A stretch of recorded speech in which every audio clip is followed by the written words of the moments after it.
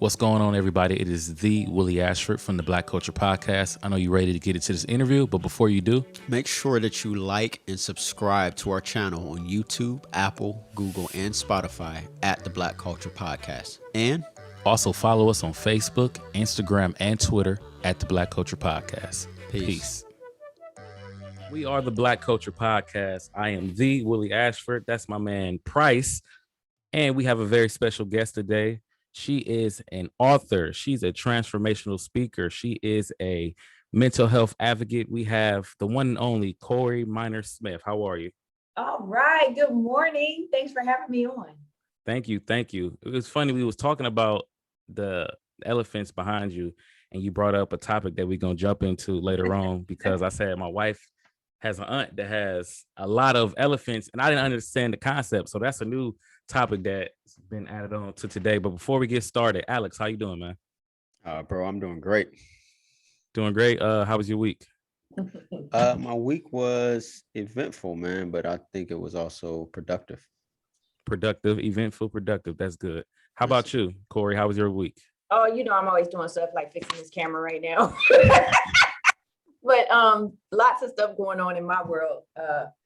So I'm just glad when I can check things off of my list. It makes me feel so productive and so just ready for whatever to add on to my list. Okay, so we have a Black Culture Podcast tradition that I'm sure Price thought I was going to forget, but I did not. I was hoping you. I know I could call you out on across the screen. But our tradition is we love to have a toast before we start our interview, and we love for our guests to do the honors of saying what we're toasting for, no matter what it is. So okay. What are we toasting to? We are toasting to life, opportunities, love, family, friends, and all that we're able to do together, joining forces in collaboration. I like Cheers. It. Cheers. Cheers. I have my camera right there. I got to get used to it. So I want to jump into, because it is Minority Mental Health Month, Awareness Month. So I want to jump into, you are a mental health advocate, and I'm curious, what made you get into that? Like, what motivated you to get up and say, you know what, I want to be a resource. I want to be part of the solution of helping mental health. What made you get into that?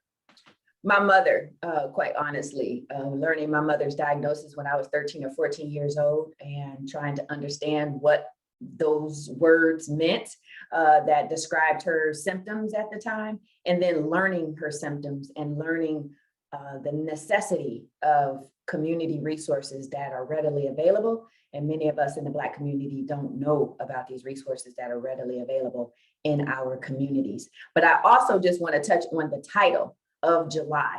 July has been known as National Minority Mental Health Awareness Month, named after B.B. Moore Campbell in 2008, when it was passed by elected representatives.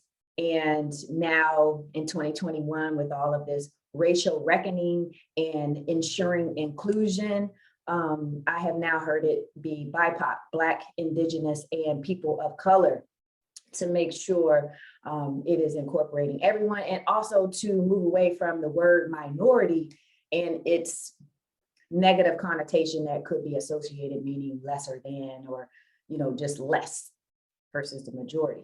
So BIPOC Mental Health Awareness Month, Minority Mental Health Awareness Month. Overall, I just want people to know and understand that it is named in the honor of B.B. Moore Campbell, who was a 3-time New York Times best-selling author and a strong mental health advocate. She worked a lot with NAMI, the National Alliance on Mental Illness, and her passion, I believe, was derived from her daughter, who lives with severe mental illness. And many people in your audience may know her daughter, Maya Campbell. She's an actress, and she used to be on a show back in the early 90s with LL Cool J and Debbie Allen called In the House. Yeah, that's interesting, because May is Mental Health Awareness Month, and you made us aware that there is more of the ethnic type of mental health. And I just wanted to know, one, for our audience, I feel like mental health is a term that a lot of people hear, but they might not know exactly what it is. And if you could also break down what you think the difference in Mental Health Awareness Month, May, and then this month? Okay, sure. So National Mental Health Awareness Month is in May. And I believe that's just overall, any type of mental health circumstances. And we have our physical health, we have our mental health, right? And so some people have physical health conditions, whether it's diabetes or whatever the ailments may be. So you say you have a health condition, right? So with mental health, it's really just how healthy are you mentally? How healthy are you physically? And if your health complications are with your mind, the way your brain functions, then it's a mental health issue or concern versus I broke my arm and that's a physical health concern, right? So with all of that, Mental Health Awareness Month is just letting us know the importance of our mental health. Our physical health is attached to our mental health. If our mental health is not good, then our physical health could not be good as well. And with National Minority or BIPOC Mental Health Awareness Month is focusing in on the Black community and other communities of color, where there seems to be an even higher level of stigma associated with having any type of mental health issue. I've heard it like, we already Black, we already got that strike against us. We don't need nothing else against us moving about in this world. So there's a lot of stigma, there's a lot of shame, there's a lot of isolation for those who are experiencing mental health conditions that are attributable to some breakups in the families and also just in the community with people not understanding the symptoms that may be related to mental health issues. And what a bigger distinction is besides these months of May and July is serious mental illness versus any mental illness. And serious mental illness are those that are more than likely depicted on television in negative ways, people who are dealing with delusions and hallucinations, and it's just a significant mind alteration. So the reality is altered severely versus any mental illness on maybe a low-grade depression, you may have heard. I know Michelle Obama had indicated going through this whole pandemic caused her to be like in a low-grade depression. And many of us may have experienced that with the isolation and things like that. Our whole lives were changed, right? So those are just some of the distinctions. And there's also October 10th is World Mental Health Day. And then there are other days that are specific to different types of illnesses like, or situations like suicide or depression. And you can read about all of those different months and weeks.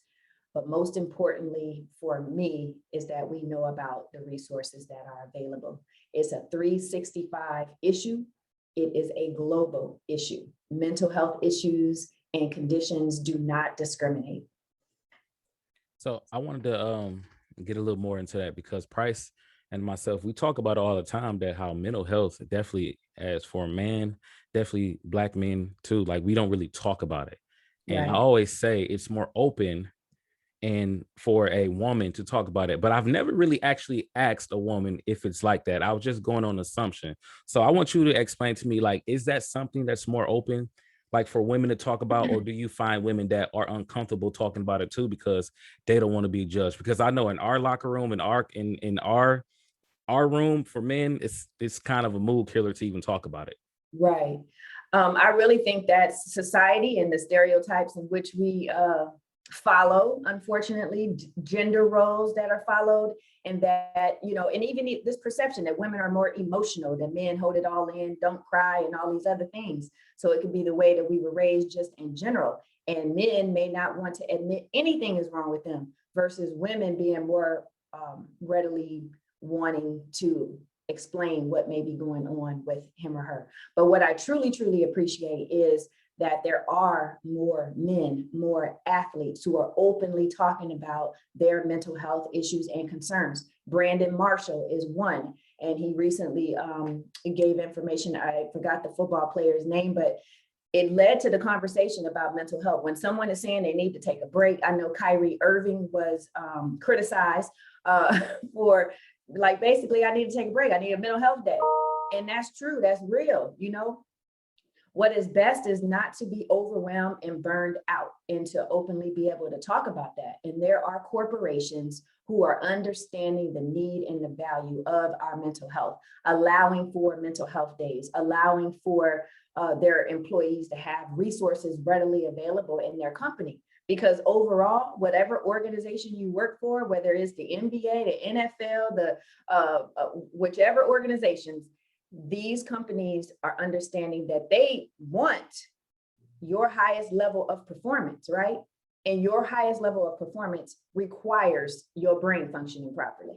And mental health is all about how your brain functions. So you've heard on the plane, if you've ever traveled, to put your mask on first before you go around helping other people. That's real life, right? If you don't put your mask on, i.e. if you don't get your rest, you won't be around to help other people.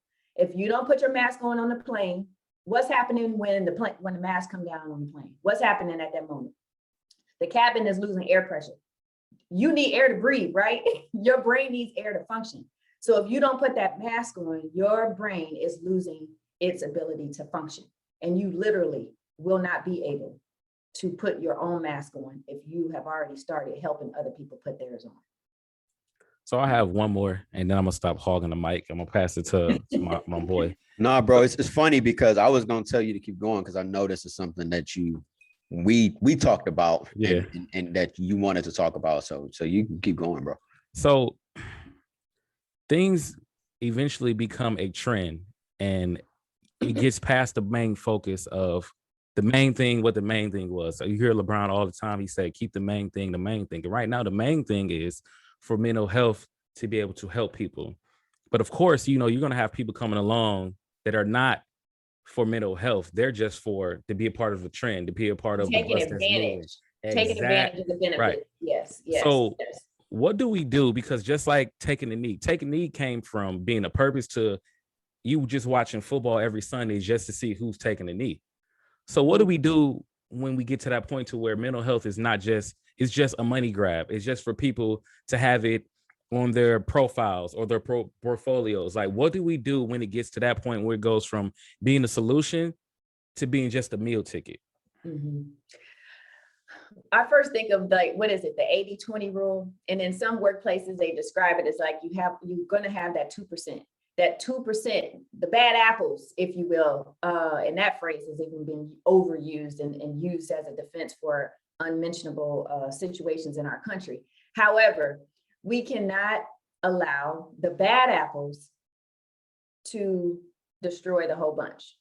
And I say that in terms of there is a need. We can't afford to allow elected officials. We can't afford to allow organizations. We can't afford to allow businesses to decrease the services that they provide because they feel people are taking advantage of the services. There are too many people who are in need. You could see them any day in any town, USA, on the streets, homeless, and many of them are living with severe mental illness, untreated, which can be very dangerous.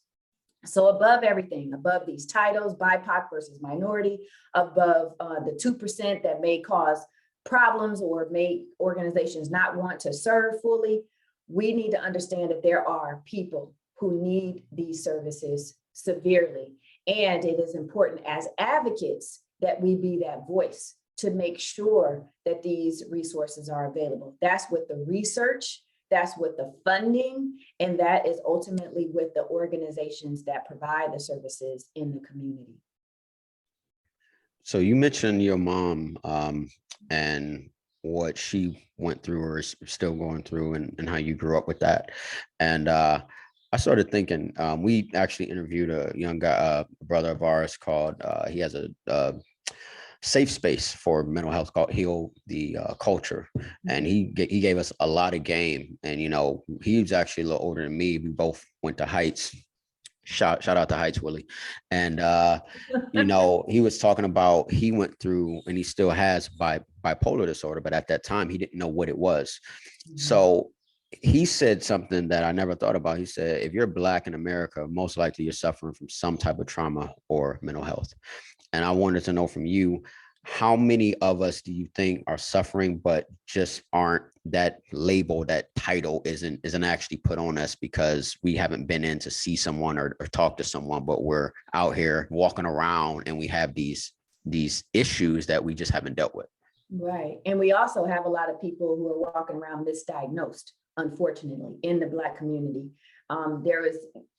It's just unfortunate how much racism is all entangled into our history in any profession. The psychiatry profession, the medical profession, is just very unfortunate, but it has led to misdiagnoses. And you had mentioned earlier about individuals who take advantage of the system, right? It's not just the end user, i.e. the client who needs the services, it's also sometimes those companies or our school system, because if a child is labeled ADHD or whatever those types of things, there are different additional funds that may be available for the cost per child to educate them, right? So if you label all these kids, the school is getting more money.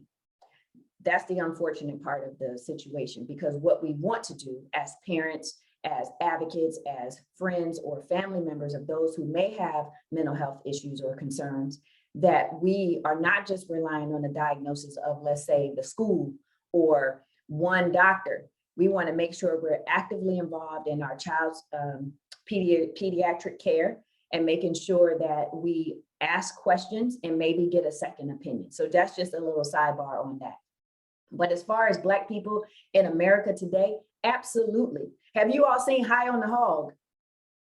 It's on Netflix. It's excellent. I suggest you watch it. As a foodie, I loved it from the aspect of learning about all of these different dishes that have grown with the Black community as we had to develop and create our own culture here in America after being enslaved, right? But how it started in Africa. But more importantly, talking about the different aspects of racism and how even in food, there have been racist acts to take over what Black people do. So here now, we walk through with trauma, yes.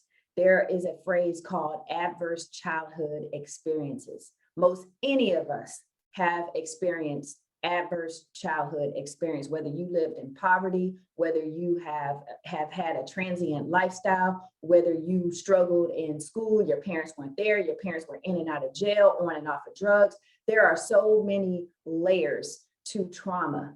And then there is the secondary trauma, things that we are seeing on television, whether it's the stereotypes throughout time that have been depicted in movies and commercials and music about Black people, and then to see your own people killed before your very eyes, like we did with George Floyd. Now, many of us did not know George Floyd personally, but that does not mean that it did not impact us, right?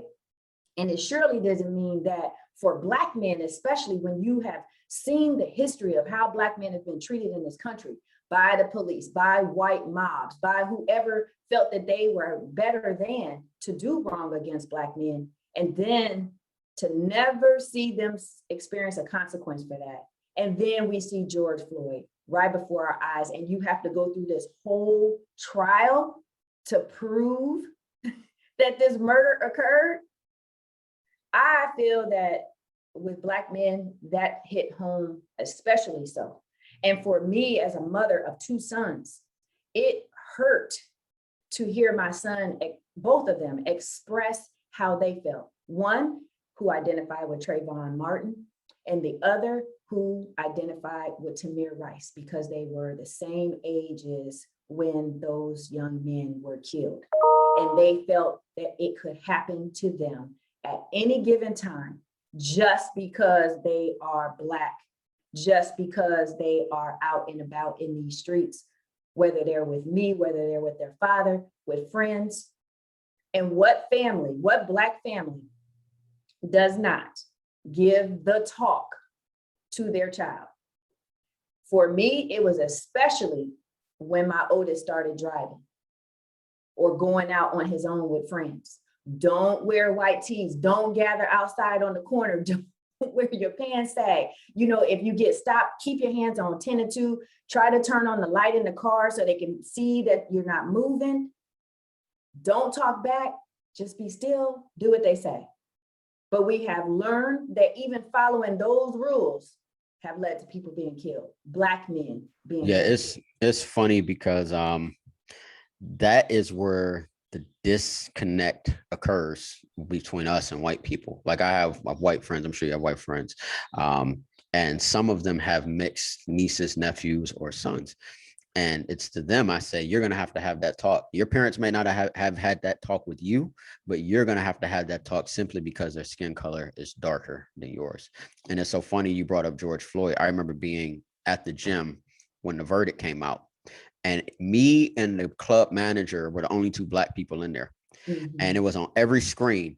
And you could tell it did not affect anyone. They did not care. And immediately after the verdict came on, the news immediately went to a story about a Black criminal.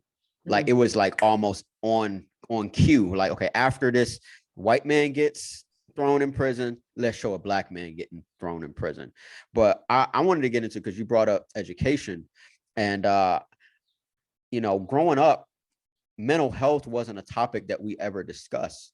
And so now being here in the, I would say, modern day, we've got all these movements, from LGBT to mental health, and it's a whole list of them as far as different types of equality that we want within society. How do we teach mental health to children so that they're not just aware of it from the sense of what it is, but how to actually be an advocate?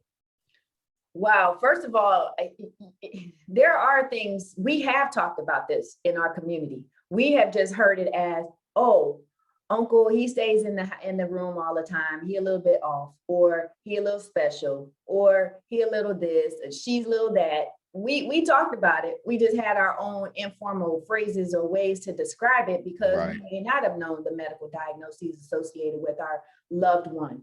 We may have been the payee for that loved one, because the loved one can't pay his or her bills on their own. So the Social Security check, the SSI, comes to you as the payee, and you are responsible for paying that loved one's bills. So we've talked about it.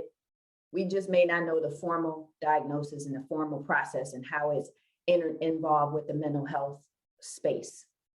But with that being said, in the children, and repeat that part of your question, that was my immediate response, was just talking about, we have talked about it. We have talked about it. And even in soul food, I like to touch on pop culture, if you will, because these images are depicted in movies and videos and songs, but we may not see it because we're not associating it with the formal mental health world and space.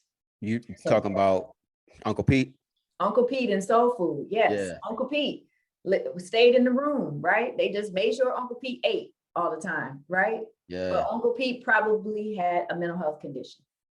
It's funny, even when you go to the book To Kill a Mockingbird, that guy, I'm sure he had the same thing, but we don't actually call it what it is. But no, the second part of my question was, how do we teach mental health, how to be aware of it, as well as how to be a person that advocates for people who may have it, opposed to, like, when I was growing up, if we thought you was funny, something was wrong with you, we probably made fun of you, versus treating you with the same amount of love and respect that we treated all the other kids with, versus now you can be made so much more aware of it, but also be a resource for it. So I'm trying to figure out, like, at a young age, how do you teach that to kind of change that stereotype? You know what I mean?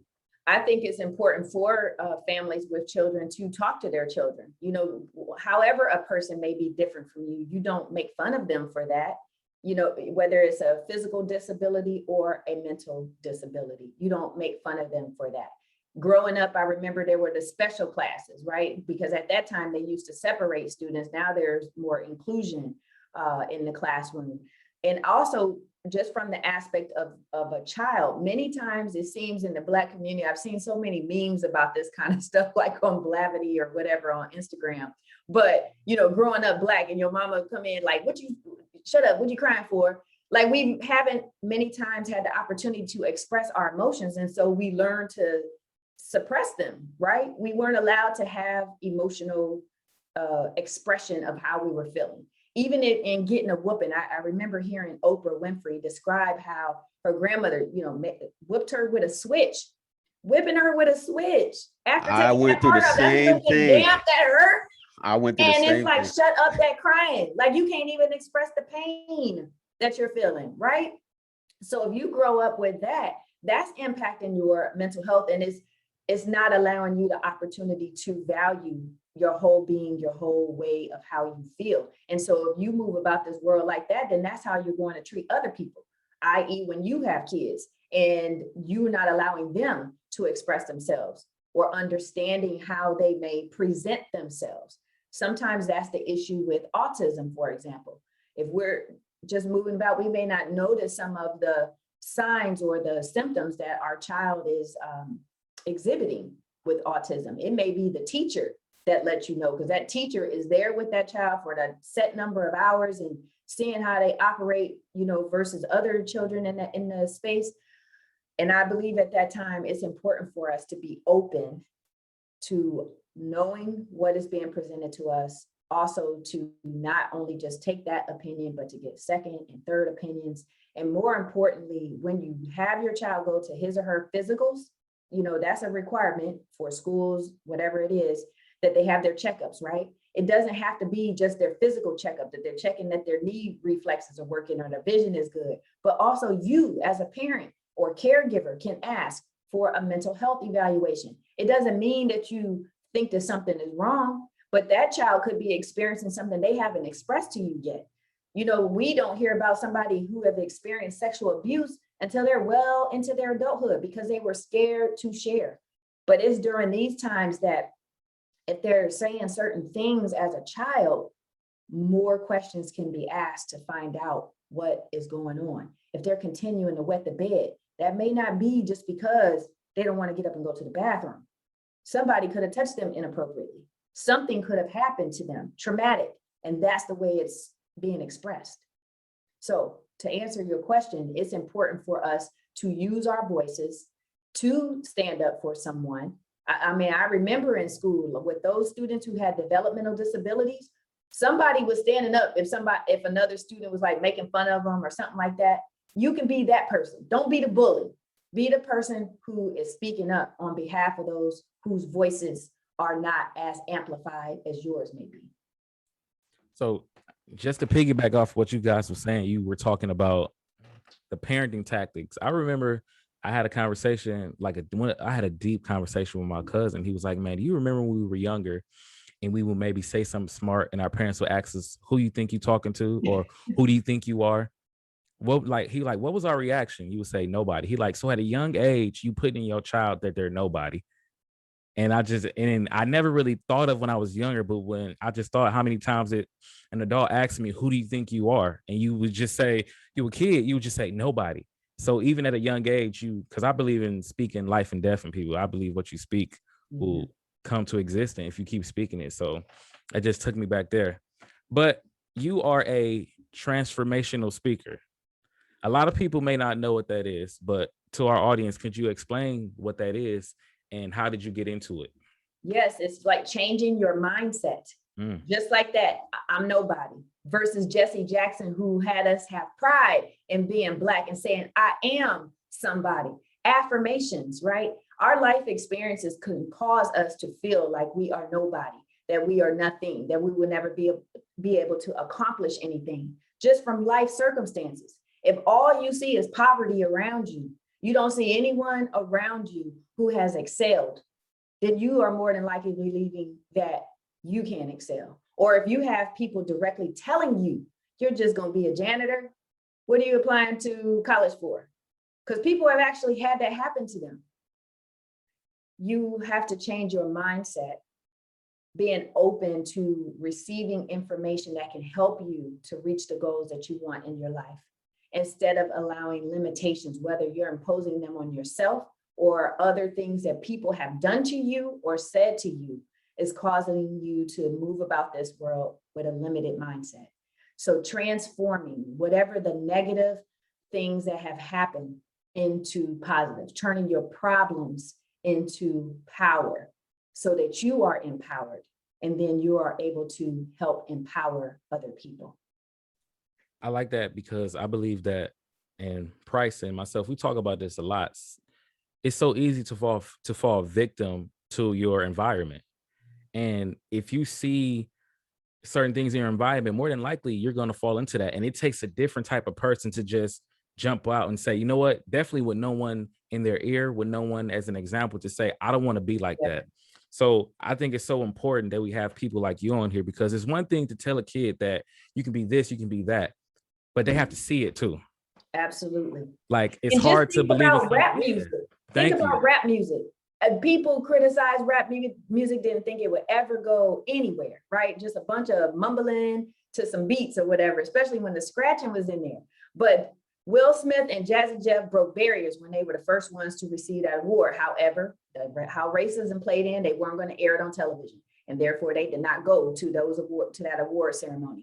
But I was just listening to 80s rap the other day, and Ice-T came on, Colors.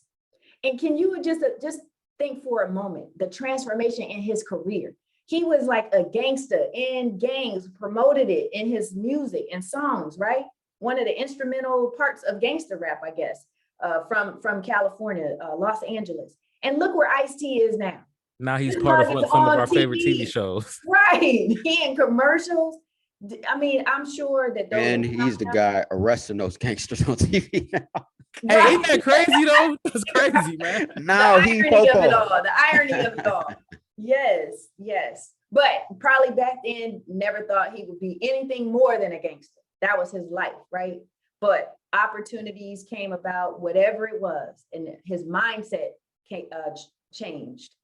And I just think about that. I feel like my transformation started for sure going in from 8th grade to 9th grade, because I was a part and wanted to be a part of that life, you know, trying to sell drugs, hanging out in the streets, doing a whole bunch of stuff that I learned later as a prosecutor that I could have went to the juvenile attention center for. I just didn't get caught in that capacity. And even when I did get caught, I didn't get arrested, praise God, because I think that would have totally changed my life. But So- there are things that could cause you to think that you can't do any more than what you see around you. And so, speaking of that, I happened to catch a piece of one of your interviews. Is it true you used to beat up young girls, and do you still do that to this day, or have you changed your mindset? Or? Still do it to this day, no.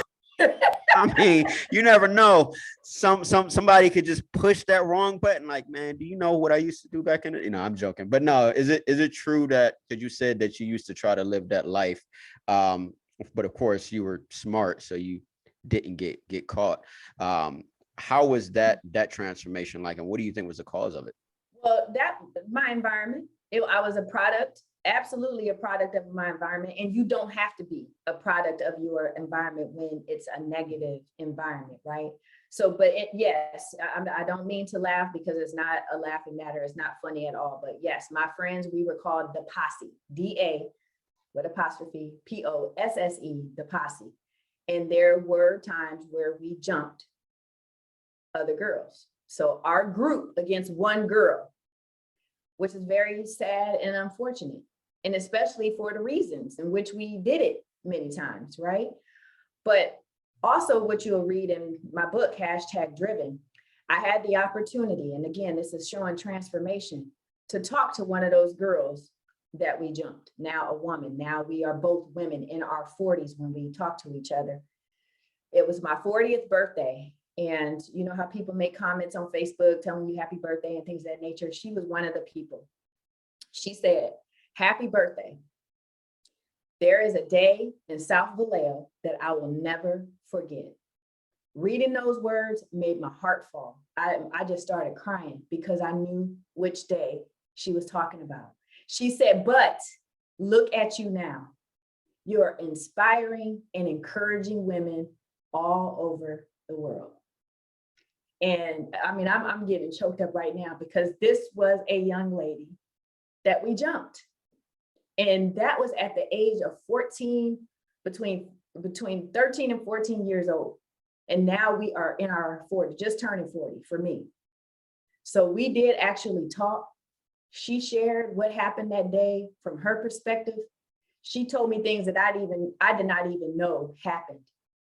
And then I presented, my perspective from that day. But overall, she had said it was just another day in South Vallejo, because every other day she was in a fight for this reason, that reason, whatever the reason. And so that day that we jumped her was just another fight in South Vallejo. Ultimately, out of that, just the transformation from it all. I do openly talk about that because there's this mean girl thing, that a trend, we've seen it in movies and things like that. And I had the opportunity to talk to some young ladies, and they may feel that way, whether it's over a boy, they don't like the girl because her hair long. It's just dumb stuff that we don't like people for, and then end up doing mean and bad things to them because of it.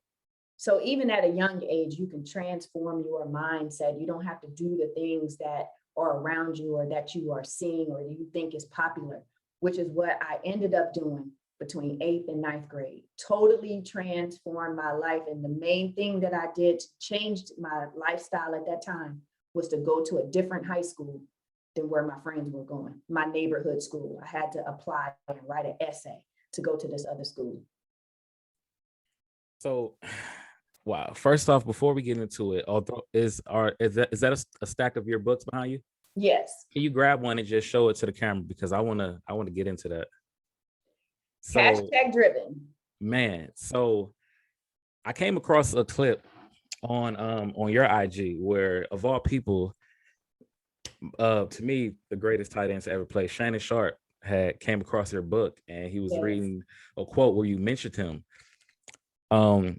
I want you to go back to how you got in, what motivated you to write your book. But I want to ask you, like, when you see like people like that, like your book getting into their hands, like, does that make you feel like I know you're already writing a book is an accomplishment, but when you see stuff like that happen, you see it touching different type of people that you may never even thought about it touch, like, how does that make you feel? What is that feeling like? I was really, really, really happy that he read it, and that he had it. I truly appreciate the person who provided it to him. And I truly appreciate him being willing to just even take the time to look and to read what it said about him. Because, he's Shannon Sharp, right? Hall of Famer on the sports casting network, but he didn't have to do that. And he doesn't have time. And I'm sure people are always giving him something to look at because they're trying to whatever, get connected to him or whatever. But the story, because I'm not a football, I don't follow football like that or anything, but it just so happened my very first time going to a Hall of Fame induction ceremony, he was being inducted. And I took my 2 sons with me, and his speech just touched me so, because he talked about a 5-alarm fire. And for me, that was the first time I was able to identify what I was feeling, what I felt as far as having all this drive to excel, especially with all of the obstacles that I faced growing up. So hearing that 5-alarm fire story from him with his life circumstances touched me. I kept that, and it ultimately became a part of the prologue of hashtag driven, explaining that day at the Pro Football Hall of Fame and hearing his speech and how it impacted me. Hey, real quick, Willie, I want to know, did you hear that speech? His Hall of Fame speech? Yeah. Of course. Oh, okay. I just want to know. And then he was surprised. If you heard that clip, he was surprised that I was impacted by his speech. He said, you would never know, who you're touching, how it's touching them and how it impacts them. So yes. I was in a barbershop and I came across it. I'm like, yo, that's dope. I want to ask her about it. But when you go into writing a book, what is it, a certain mindset that you're in, or are you just pouring out your emotions, your feelings, things you went to? And what really inspired you to start writing a book? You know what, I'm going to put everything I've been through or how I'm feeling, I'm going to put it down, and if it's going to touch somebody.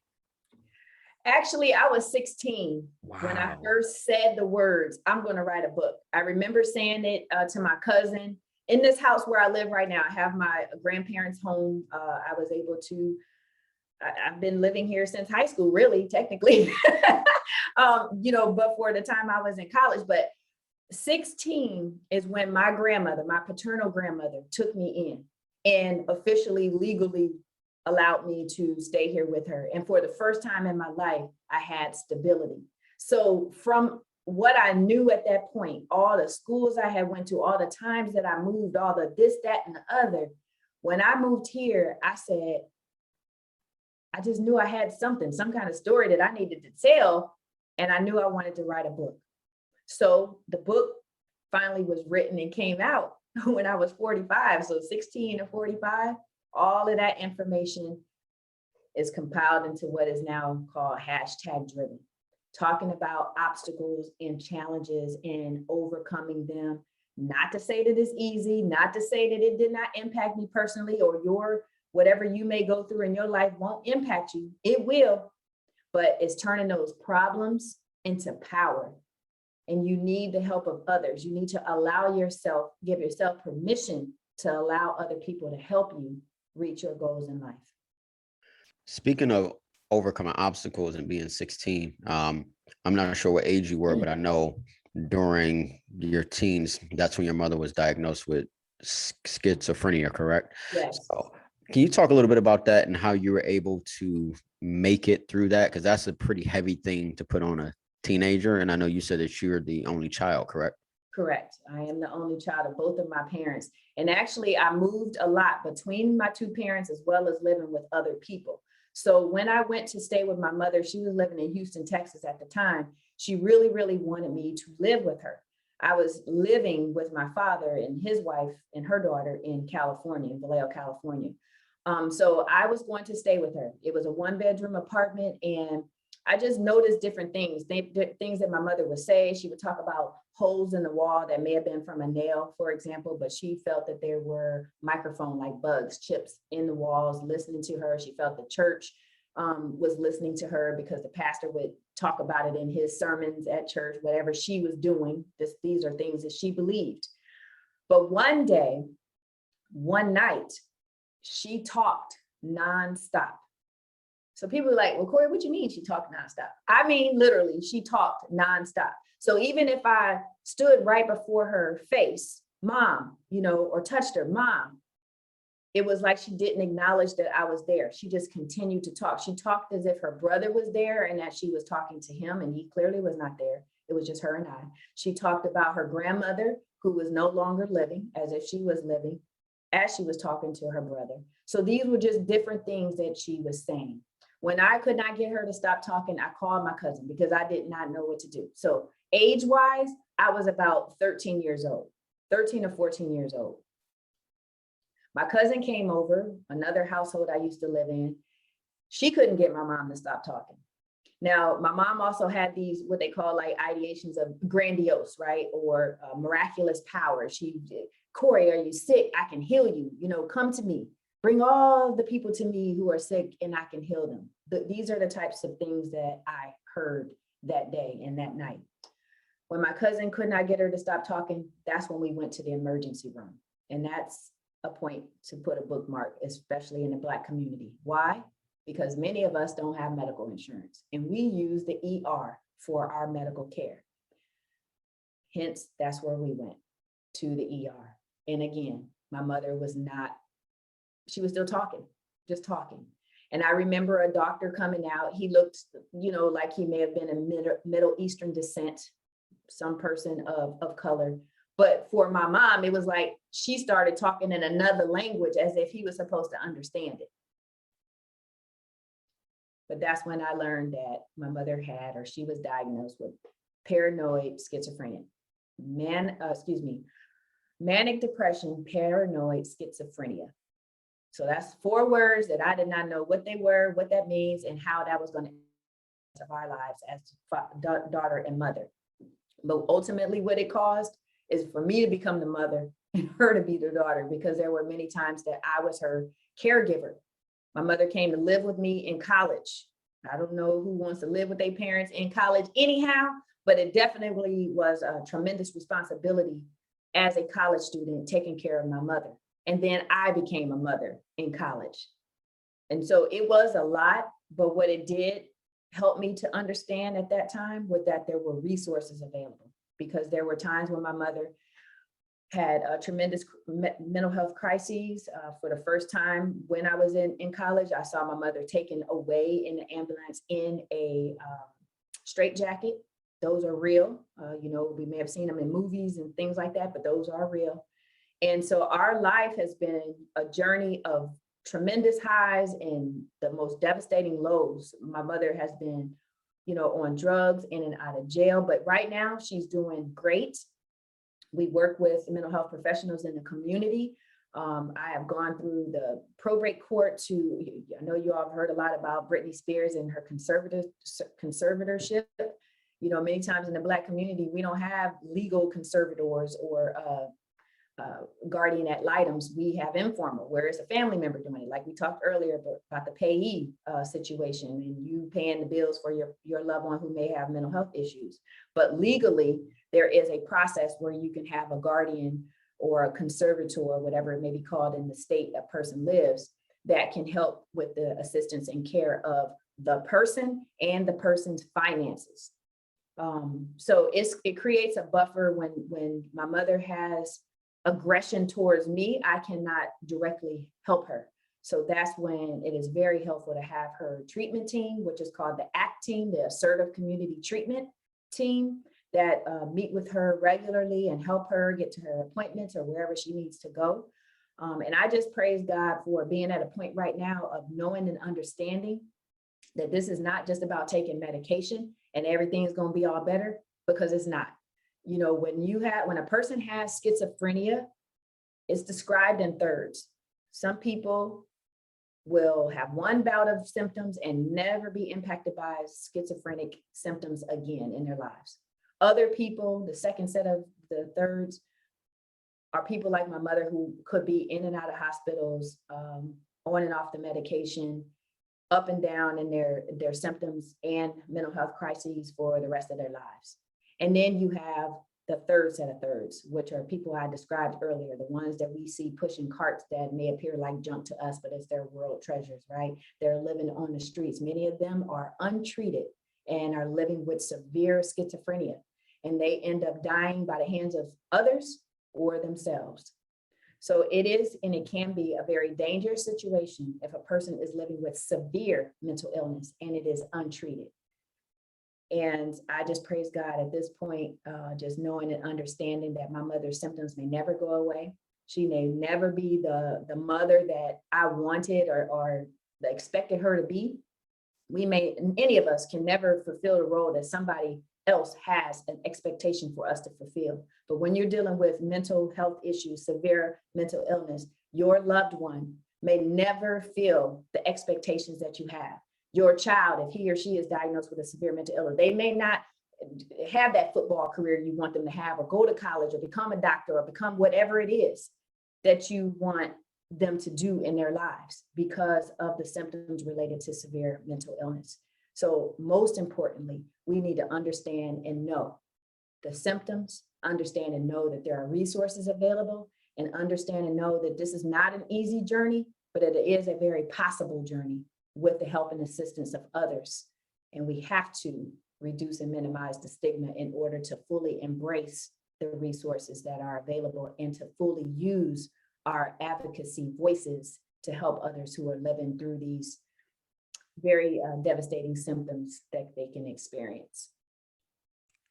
So you just said something that really that touched me, I really related to. My mom, I never told anybody this. This is the first time. I don't even think I told Price this. My mom is mentally, she can't take care of herself. She's always had someone to take care of her.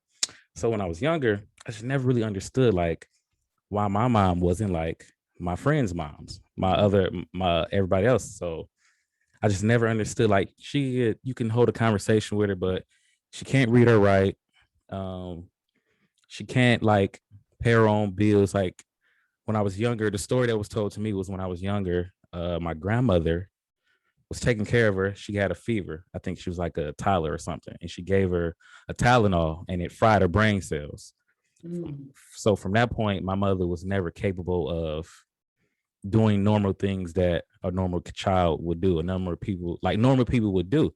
So when you said you just didn't understand. You had to come to the fact that this is how your mom was. Like at a young age, it got to sometimes where I was like, I was embarrassed just because I didn't understand it. You know, back in those days, you didn't ask questions because it was stay in a child's place. It was, so I never really understood. So I went through my whole life trying to figure out, you know, what was wrong with my mom until I finally got older at 17, 18, and my aunt finally told me.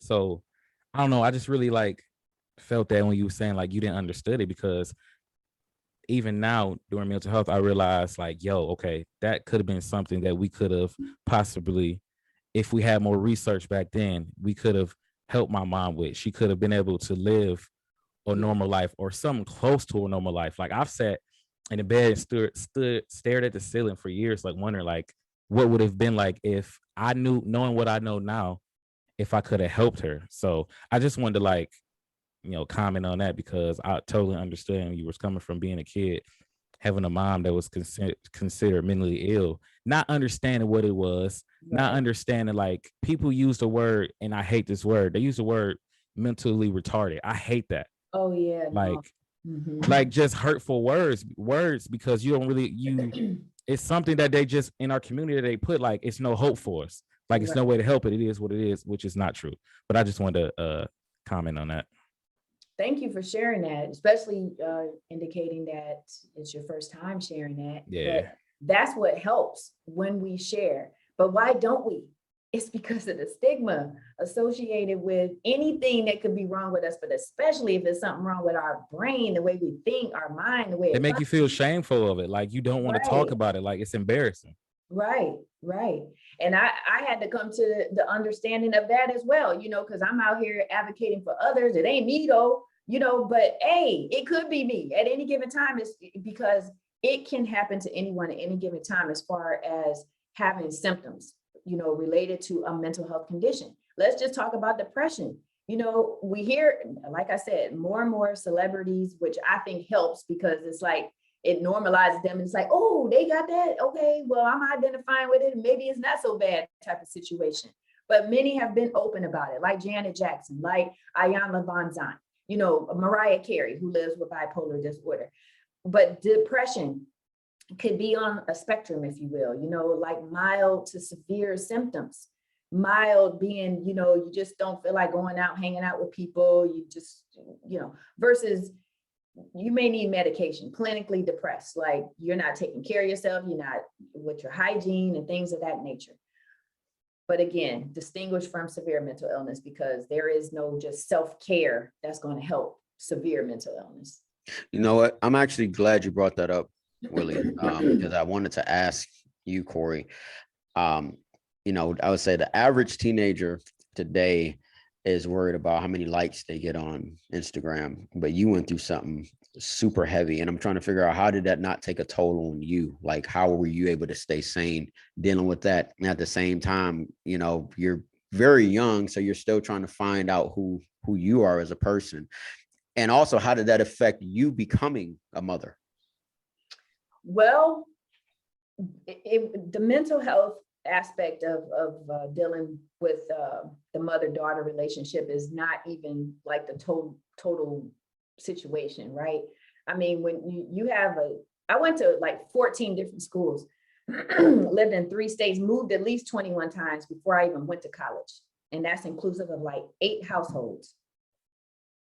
So all of that, in addition to the mental illness, it was just another situation of trying to navigate through in life, because ultimately what I did know is that I wanted a higher quality of life. I wanted, I just wanted more out of life, more than what I was seeing around me. And so whatever I had to do, if I was going to the mental health institution to see my mother or to make sure my mother was okay, I'm doing that day, but I'm also going to go down my list of other things I got to do to reach my goals. And that's pretty much how I've been operating throughout my life, especially since I was 16 and moved in with my grandmother, because it just seemed to open up a world of opportunities that there were no limitations. I could do this, that, or the other. When I was assigned to, through the JTP program, Job and Training Partnership in high school, I was assigned to a court. And that is when I knew for sure I wanted to be a lawyer. I already had an interest in law because my juvenile case, I had a juvenile dependency, neglect, and abuse case, because unfortunately, in one of my mother's mental health crises, she attacked me. And I was removed from the home. That's what led me to live with my paternal grandmother. I was living with my maternal grandmother, my mom, and my 2 uncles in the projects. And then she attacked me. And then I was removed from the home, and my paternal, my dad's mother, took me in. So when we were going to go to court for that case, I don't know what it was, but I woke up excited. Like, I wanted to see this court. I wanted to see the person in the black robe, the people in the suits, what do they do? And don't you know, they decided my life without us even being in the courtroom. I just remember the caseworker coming out saying they're going to let you live with your grandma. That's all I remember. But it sparked something in me, some interest. My interest was piqued in regards to the law and how courtrooms operated, how the legal system worked. And when I had that opportunity to work that summer, that really did it for me. And I just had this thing that I was going to go to law school, didn't know how I was going to get there. And I had a teacher named Norma Washington. She would help students apply for scholarships, apply for college, and she helped me. She told me I had what she called undesirable circumstances. So you'll see that in hashtag driven as well. Undesirable circumstances. Because she knew more about my life at that time than I knew at the time. At that time, I didn't know that I went to 14 schools. It was through this process of working with her that my guidance counselor allowed me to look at my student file, which they didn't let kids just take their file. But my guidance counselor let me see my file, and I see all these different schools, and I'm like, oh, that's when I was there. That's when I was here, you know? And I found out how many schools I went to. And I wrote about it. And the first time I wrote about my obstacles was the first time that I earned a scholarship, showing my tenacity, showing my ability to overcome obstacles, because college is hard, right? And people want to invest in students that won't give up easily. And I think I was able to show that in my writing, show that in what I had overcome at that time, and ultimately knowing I wanted the highest quality of life possible. And now, as a mental health advocate, to your point earlier about living a better life for your mother, I am advocating so my mother has the highest quality of life possible, that other people who are living with mental illness, whether it's severe mental illness or any mental illness, are living the highest quality of life possible. Because ultimately, we all want to live in a safe neighborhood. We all want to have fresh food to eat that's readily in a close distance to us, right? We don't want to live in food deserts and things of that nature. We want to have medical care within our reach. So a part of my advocacy is that helping people to have the highest quality of life possible. I want to obtain it, and I want to help other people to be able to obtain it too, especially those living with severe mental illness. So I'm glad you jumped to school, because before we started, we were talking about sororities, and I want to get into your attorney life. But before we get into that, I want you to break down, because you were telling us before we started how sorority started, and that's not even a question I was not a part of one, but that's a question that I never even thought to ask. So I'm curious, explain where did sororities start and how did they come about? Well, they're Greek organizations. The sororities are the female organizations, and the fraternities are the male organizations. And I'll say historically and traditionally, because at this point there are movements for non-binary individuals, people who identify as a woman who may have been born as a man, and vice versa, who are becoming members of organizations. But as we were sharing, Greek letter organizations started way back in the 1800s with white organizations. And, again, dealing with our racist history in this country, Black people were not allowed to become members of these organizations. So we now have what's called the National Panhellenic Council, which is all of the Divine Nine.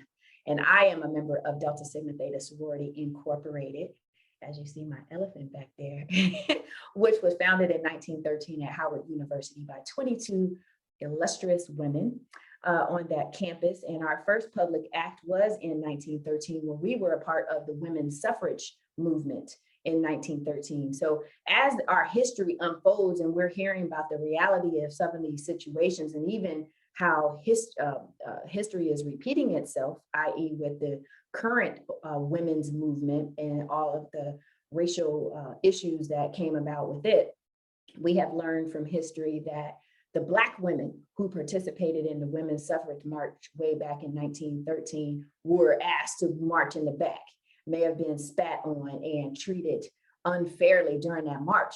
But with our tenacity and with our resilience, we still marched on because there was a bigger issue and a bigger point to address through those marches. But to answer your question, there are historically Black fraternities and sororities, 9 of them. If you want me to go through all of them, I will, but mine is Delta Sigma Theta Sorority Incorporated.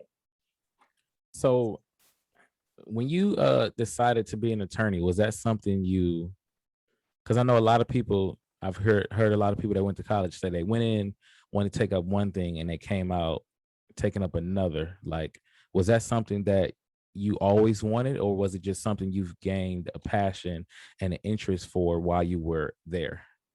No, those 2 things that I already described, but there are 3 distinct things that I believe led me to wanting to be a lawyer. So one was wanting to go to court for that dependency, neglect, and abuse case, then working the summer for the Canton Municipal Court, which gave me the opportunity to learn the inner workings of the court, learn about that person in the Black robe and those people in the suits and what they do, the lawyers.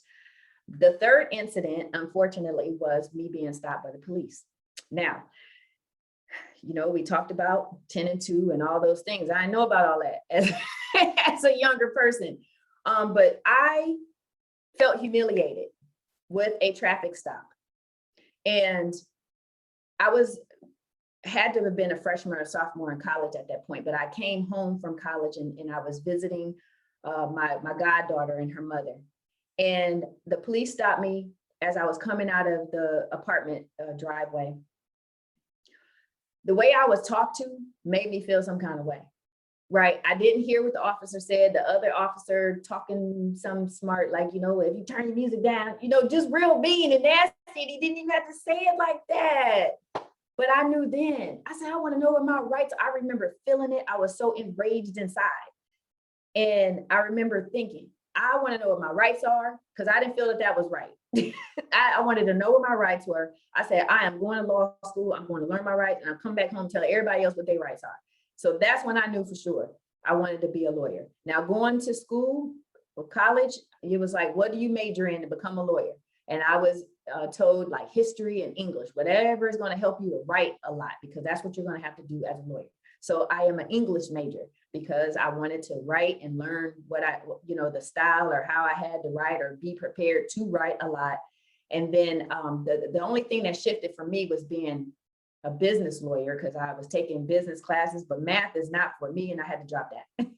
But sure. Right after I did a master's degree, but that was more personal. It's in education, guidance, and counseling, because at that time, again, my mother was living with me. She still lived in the same area, even when she moved out of my apartment. And I wanted to know more about her illness and these symptoms and all of that. So my master's in education, guidance, and counseling, where we study from the DSM-4, which now the DSM-5 is out. That's like the manual with all the recognized disorders that psychiatrists study and learn from.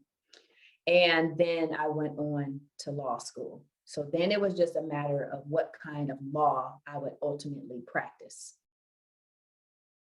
Bryce, isn't it a shame that we have to be inspired that way to start careers and to want to do things? Like, think about that. Like, she got into it because of an incident that I just don't hear many stories from other cultures. I got into it because I went through this and it made me want to. I just think that's interesting how we have to go a route because of a bad experience. Right. Yeah.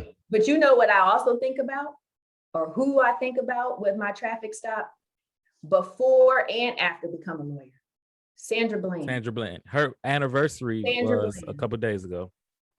But I think about that and how she was speaking up for herself, and I wish I could have, wish I would have.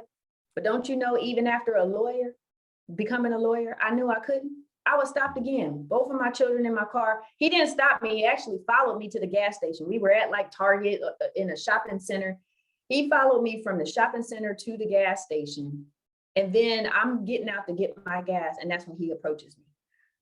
Children in the car full of stuff.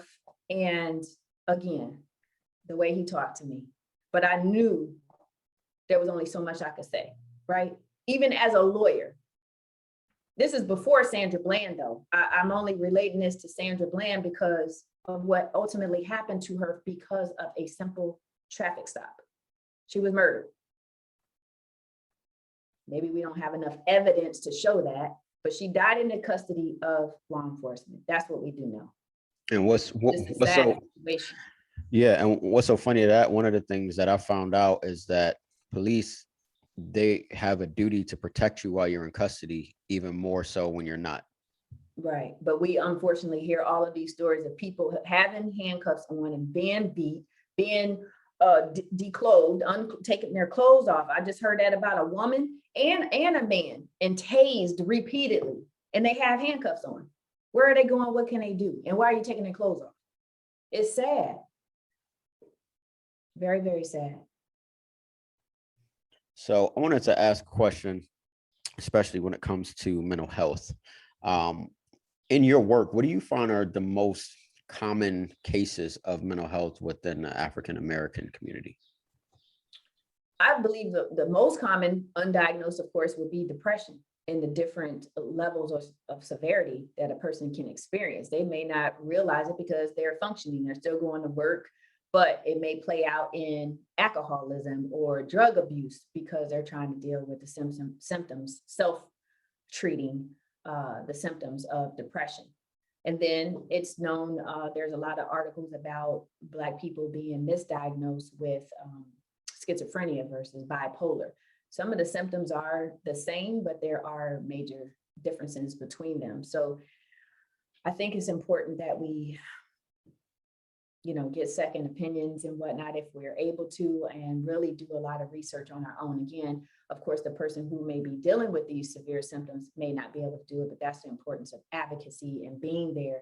And for sure, making sure the treatment team or whoever the medical providers are know that you are there, as actively involved as I have been in my mother's care and treatment since I was 16. I've been going to the mental health institution here locally since that time because my mother was in and out of it. I've seen the management change or the ownership change, the procedures change over the years, from a high school teenager to becoming a mother, to being married, to becoming a lawyer, and then being divorced. All of the phases of my life have been walking through the thresholds of that mental health institution.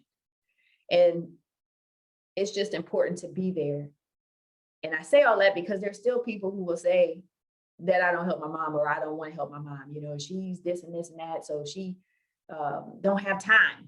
As soon as I heard that, I'm calling everybody that I knew that was involved in my mom's case. Like, hey, I've been there from the beginning, So no, I want to be involved. I know that I have a busy life or work schedule, but that has never interfered with my ability to be there to help my mom, even when it's not directly. Because again, sometimes she's aggressive towards me, and for my own safety, I have to not directly be around my mother. But that doesn't mean that I don't still do things. It's at that point that I'm kind of behind the scenes working with the guardian, or, communicating with others on behalf of my mother. So how important is therapy? Right? We know that that's something that's probably needed a lot. A lot of us don't think we need to talk to someone, but, based on your experience and what you've seen in the work you do, how important do you think that is to us? I believe that our mental and physical health need to be top priorities in our lives. So that is inclusive of therapy. That's inclusive of anything that can help you to reduce the stress and strain of everyday living. We all have stress and strain of everyday living. There's good stress, there's bad stress. Even planning a wedding, which could be the most glorious thing in the world for people, it's still stressful because you planned it, right? Even, preparing for the birth of your first child, second, third child, bringing another life into this world, exciting, but it's still stressful. So yes, I cannot say that I always felt that way about therapy. For example, when my mother attacked me, I was referred to counseling through the court system, referred to counseling, and I didn't like it. I didn't want to associate with my feelings. I didn't want to feel the feelings at that time. And I knew that as a teenager, I didn't want to. So I may have went to 3 sessions. I tried again when I was in law school. They had like resources available, like in the common area, right, at the school. And one of the tables was regarding, mental health, some counseling sessions or something that made me stop at the table. So I tried counseling again. Didn't like it. I only went to that 1 session and I didn't go back. The third time's a charm, is when I agreed to go to marital counseling to try to save my marriage. That turned from couples counseling, from marital counseling to individual counseling. Through the marital counseling, I knew I wasn't going to stay in my marriage. But what I did know is that I needed to stay in therapy. I needed to continue on with the counseling. And so since that time, I have been, I go. So the thing for me was going consistently, because again, I have a pretty packed schedule. And one of the first things I let go was a counseling session. So a major improvement or step for me was to consistently have counseling sessions on a regular basis and not cancel them. It's a part of my self-care, in addition to other things that I enjoy doing. Not that you got to do anything for self-care, just resting, just being is very much needed.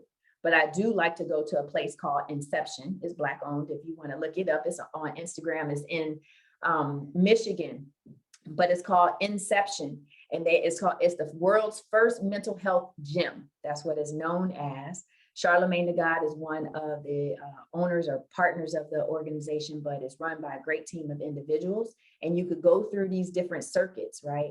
So I encourage you to look them up on Instagram or on their website, but it's called Inception. And you may have things in your local community, like we have one here called Mystic Float. So these are the things I like to do. I like to go sit in the pink salt rock cave, right? And it may be called something different, but ultimately you're breathing in the salt air, medical grade if you can. And that's at Inception, as well as the Mystic Float that I like to go to. Also, to actually float.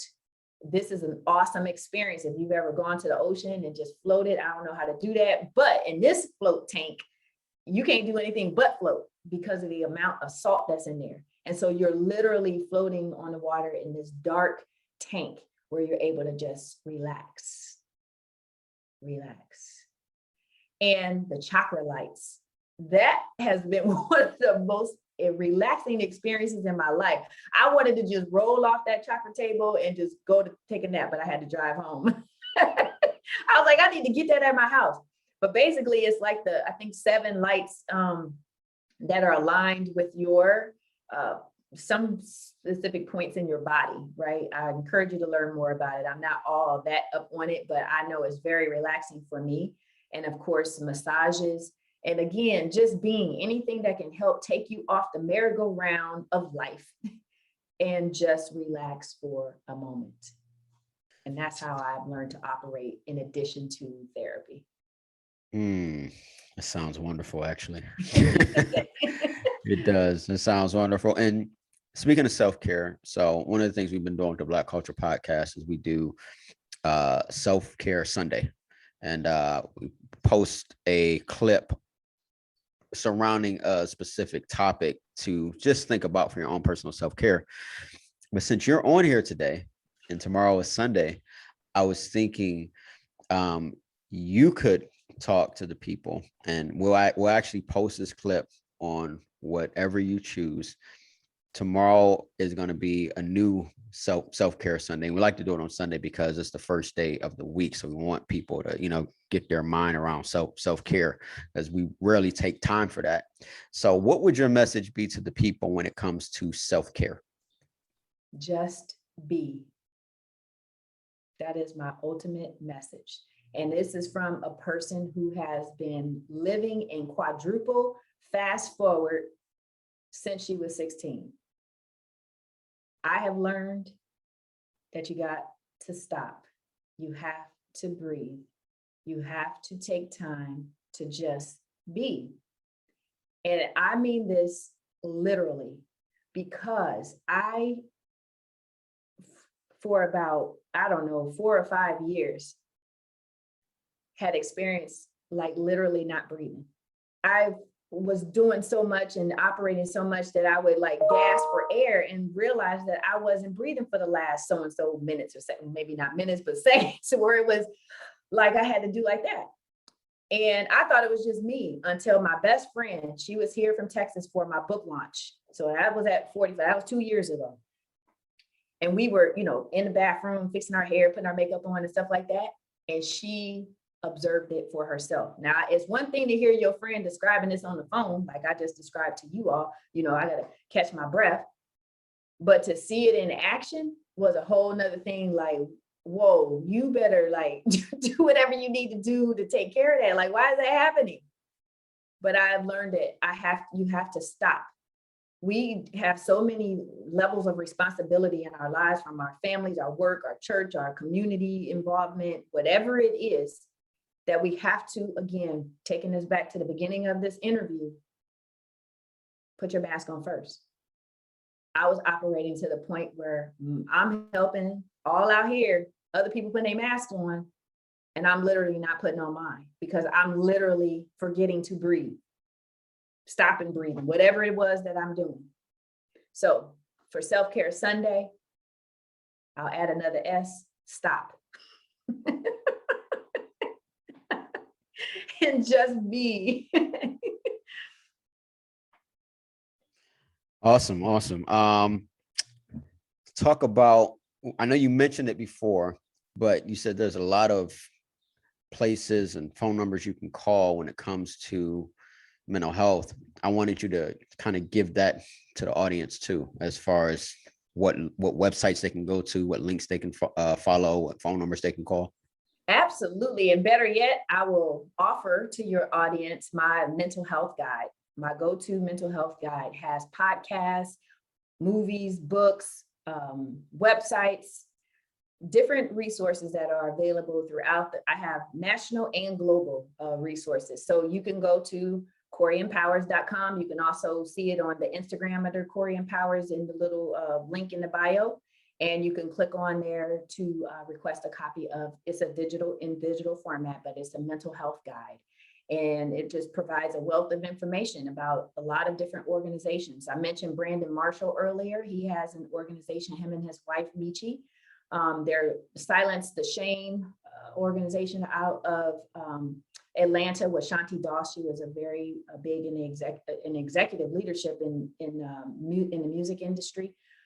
She has a tremendous organization, as well as Charlemagne the God. I was privileged and quite honored to be invited to be a part of the Audible original We've Got Answers, which we talk about different aspects of Black life, where it creates a safe space for people to ask questions about Black people that they may have been scared or ashamed to ask. And so my portion, I'm talking about Black mental health. So again, the mental health guide is available on Instagram under Corey Empowers in the bio. And also you can go to Corey Empowers website and request the mental health guide. But ultimately, just for right now, NAMI, the National Alliance on Mental Illness, you can go to NAMI, NAMI.org, and a wealth of information, especially about the history of B.B. Moore Campbell, because she was such a large advocate, amplified, advocacy for Black people, especially because she lived in Compton and she was driving to the white suburbs to take part in like the different resources that are available through NAMI. And she was instrumental in bringing a chapter of NAMI to Compton. So a very big advocate of bringing services to the Black community, letting Black folk know about the resources that are available. And ultimately, I do have in #driven NAMI information. And I just want to share this as 5 tips for families who have a loved one living with mental illness. 1, to pray. 2, educate yourself about the illness or illnesses. People may not have just one thing, like my mom dealing with manic depression and paranoid schizophrenia, and have realistic expectations. We talked about that earlier. You may never fulfill the roles that other people expect from you, and other people may not fill the roles that you expect from them. Maintain current contact information for local mental health and law enforcement resources. And I say that because these jobs are, people are underpaid and overworked. So there's a high turnover rate. Your loved one can have this tremendous relationship built up with a person, and then they go on to another organization. So you need to make sure as an advocate that you keep current on whoever is working with your loved one. Reach out for support. We talked about therapy. Therapy is not for everybody, and that's okay. But there are things that you can do. Reach out for support, even for yourself. It is okay to go to counseling. It is okay to get help. There's no shame in that. Even if somebody trying to put shame on you, rebuke that. And number 5, work closely with your loved one's treatment team. I told you my example of someone making some statement or criticizing, saying I didn't want to be involved. You make sure they know, everybody know that you are involved, you want to be involved, you are willing to be there to assist your loved one through his or her life's journey with whatever symptoms they may be experiencing. You can also text NAMI, N-A-M-I, to 741741. And that can get you to a lot of different resources. Or you could call 1-800-950-6264. And for those who have T-Mobile, there's a new number that can be called when a loved one is living with severe mental illness and having a mental health crisis. You don't have to call 911. So I'll share that with you, because for the life of me, right at this very moment, it's only 3 digits, but I can't think of them right now, and I don't want to give the wrong ones. But let me see if I can look it up. But right now, T-Mobile has already implemented the program. The FCC, I believe, has given till 2022 for cell phone providers to provide the number to be available for individuals to use. But those who have T-Mobile can use it now. Thank you for sharing that information. And before we get off here, we're gonna make sure we get that with you, so we can make sure we get it in the description when this interview airs. Okay. But it's a question that we love to close with. Okay. And I love to hear our guests, they answer when I ask this question.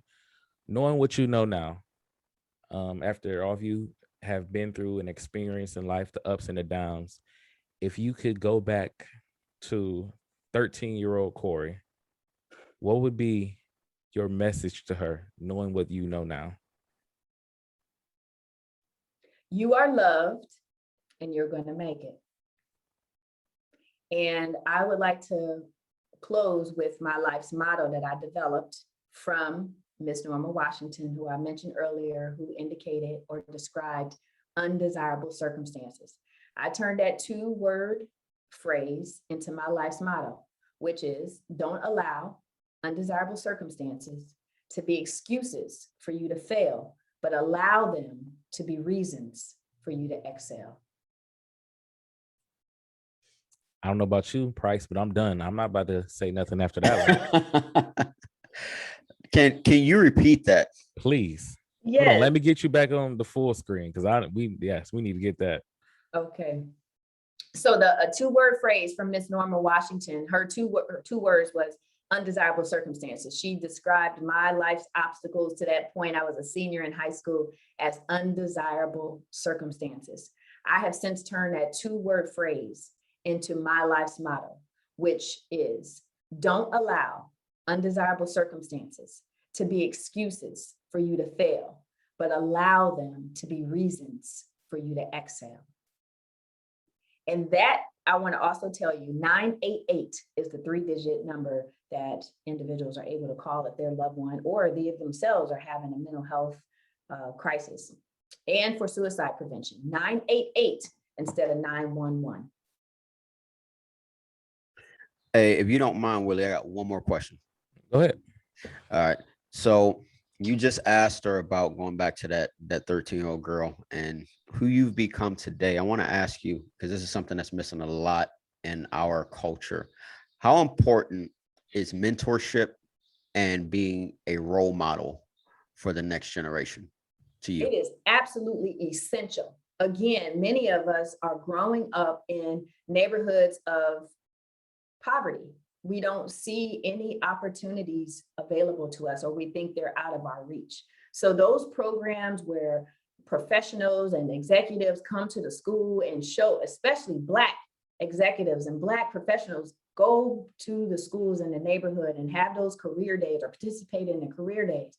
You are probably introducing that child to something he or she has never seen before. And even if they saw it, it was only on TV. And even if they saw it on TV, they never thought it was possible for them. I think back to that time of being 13 and this bank representative came to our school. I was at Franklin Junior High in South Vallejo, California.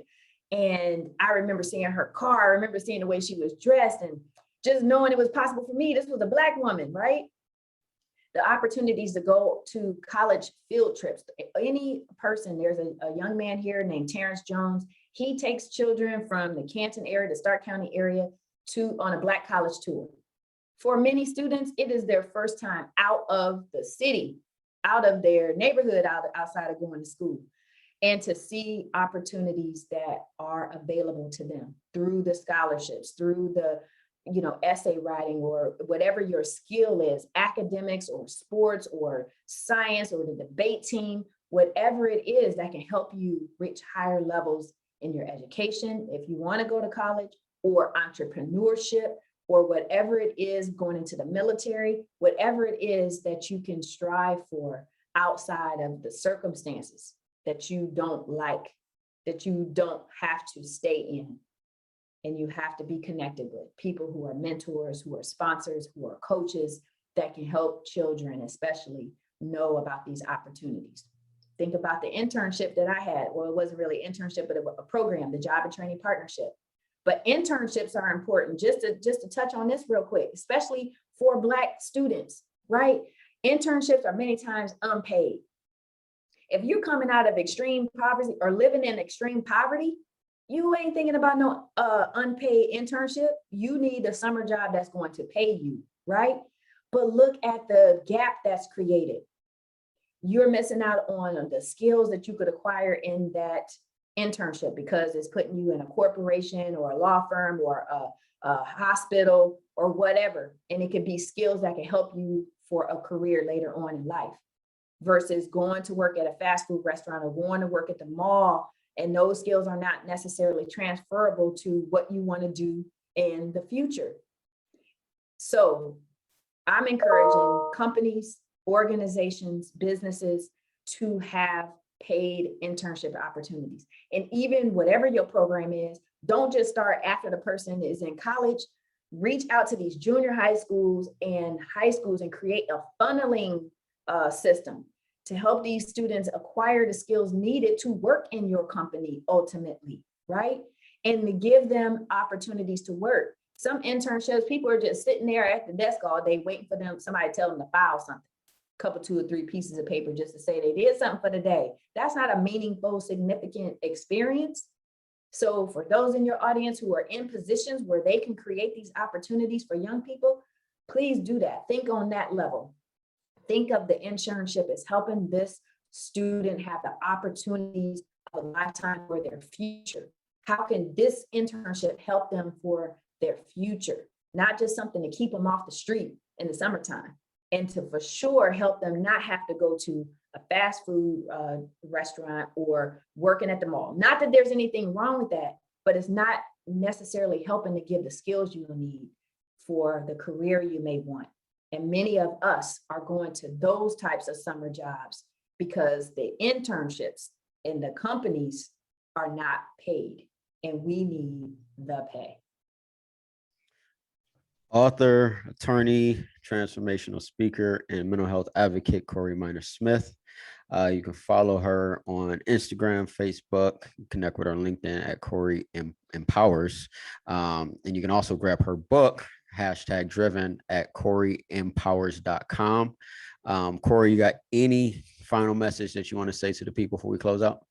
Be empowered. And again, don't allow undesirable circumstances to be excuses for you to fail, but allow them to be reasons for you to excel. I wish you all the best, and remember to advocate as much as you can for mental health for all to live the highest quality of life possible. Thank you. Well, man, Willie, do you have anything after that?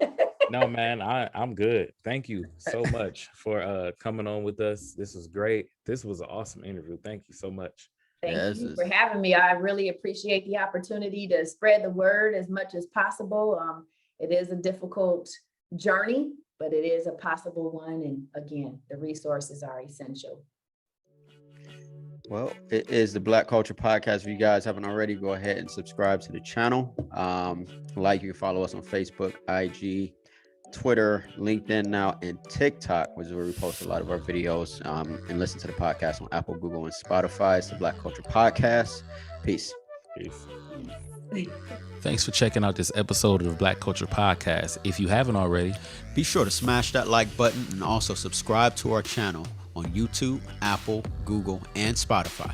And also follow us on Facebook, Instagram, and Twitter at the Black Culture Podcast. Peace. Peace.